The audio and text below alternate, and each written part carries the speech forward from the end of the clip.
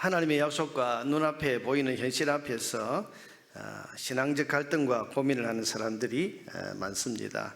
도저히 하나님의 말씀, 하나님의 약속은 알고 말씀은 기억하는데 눈앞에 보이는 현실은 도저히 그 말씀을 그냥 그렇게 믿고 살아서는 안 되는 것 같은 그런 현실이 이제 있을 때에 참 신앙적 고민이 커지는 거죠.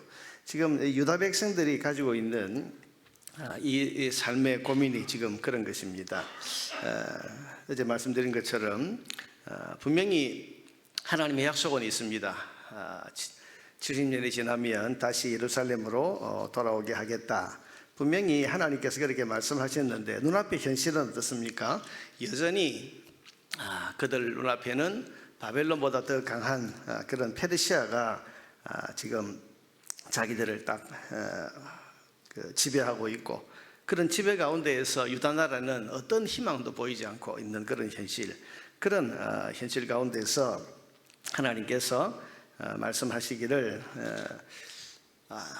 오늘 이 현실 가운데에서 내가 너희를 도울 것이다, 그렇게 말씀을 하시는 겁니다. 그래서 하나님께서 오늘 이 유다 백성들을 향해서 하시는 위로의 말씀이 뭡니까?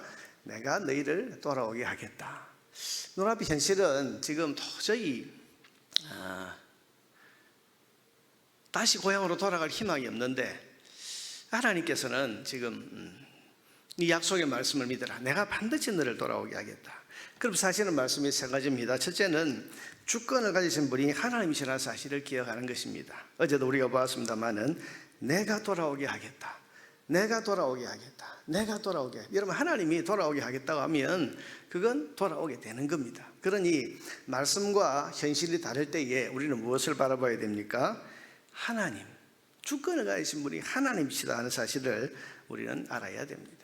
그래서 장차 고레스라고 하는 그런 왕을 일으켜서 하나님께서 다시 이제 이 유다 백성을 본국으로 돌아오게 하는 그런 일이 일어날 건데, 이런 일은 우연히 일어나게 되는 일이 아니라 주권을 가지신 하나님이 하신다. 그래서 하나님이 하시면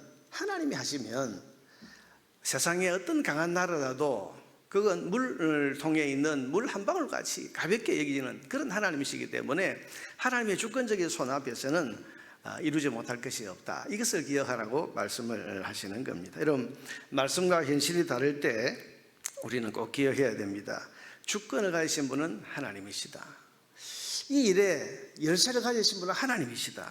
그래서 하나님이 하시면 아무리 불가능한 일도 가능한 현실이 되고, 하나님이 하고자 하시면 아무리 어려워 보이는 현실도 쉽게 풀리는 그런 일이 일어나게 된다는 사실을 우리는 분명히 믿고, 말씀과 현실이 다를 때에 그럴 때에 하나님이 주권을 가지셨다, 이 사실을 분명히 믿음으로 고백할 수 있어야 됩니다.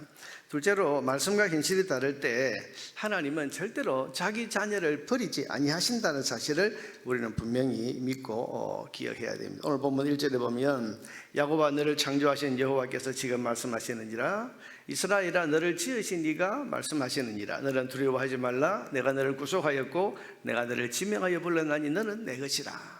하나님께서 너는 내 것이다, 내 것이다, 내 것이다고 말씀하시죠. 여러분, 내 것이라는 것은 뭡니까? 내 소유다, 내 사랑하는 거다, 내 소유니까 하나님 절대로 버리지 아니하신다. 여러분, 우리가 말씀과 현실이 다를 때에 우리가 꼭 기억하고 붙들어야 될 것이 뭡니까? 하나님이 내 아버지시다, 나는 하나님의 택함받은 자녀이다.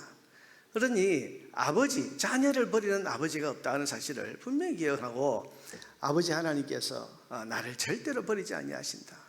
말씀과 현실이 다를 때 우리는 하나님이 나와 어떤 관계 속에 있는가를 늘 생각하고 바라보아야 됩니다. 그래서 나를 창조하신 분, 또 나를 지으신 분, 또 나를 내 것이라고 말씀하신 그분께서 계시다.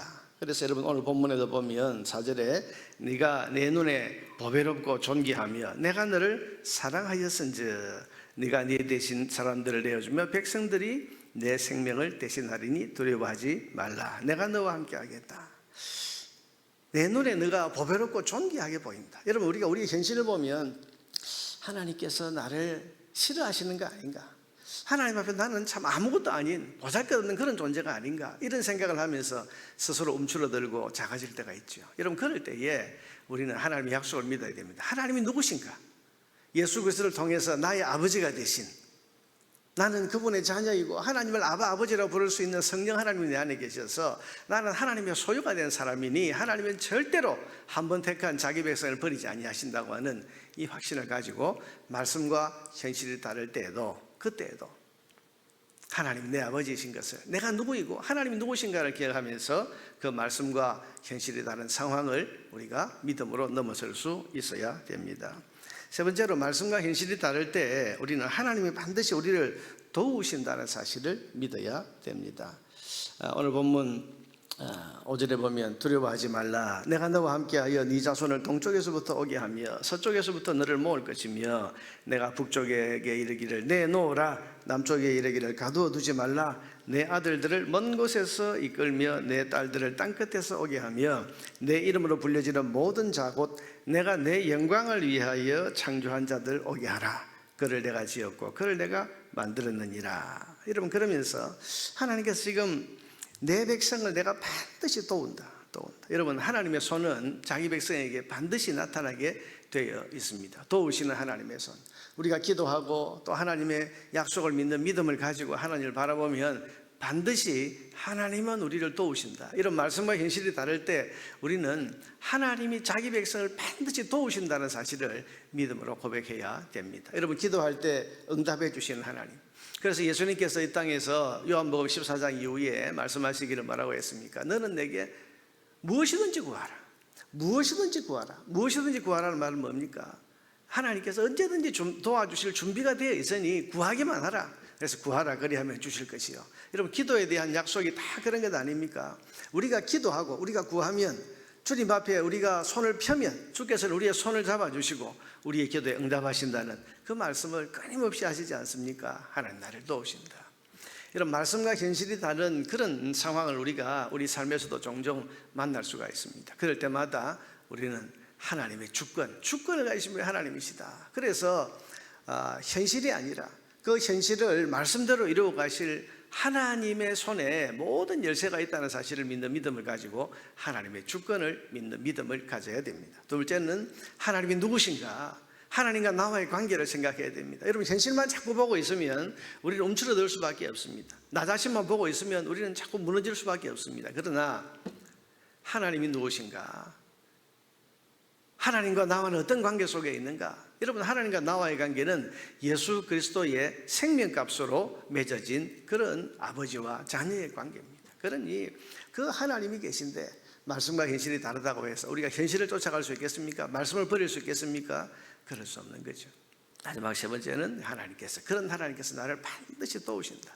기도하면 도우시고 손을 펴면 그 손을 잡아주시고 구하면 주신다. 이 믿음을 가지고, 그래서 하나님이 반드시 도우신다는 이 믿음 위에서 우리가 현실을 넘어설 수 있어야 되겠습니다. 이런 말씀과 현실이 다를 때 우리는 믿음 가지고 그 현실을 넘어서서 말씀을 붙드는 삶을 살아갈 수 있어야 할 것입니다. 오늘도 하루를 살아가면서 이 세 가지의 교훈을 마음에 깊이 새기고 현실을 넘어서는 성도의 삶을 살아가는 저와 여러분 되기를 주의 이름으로 축원합니다.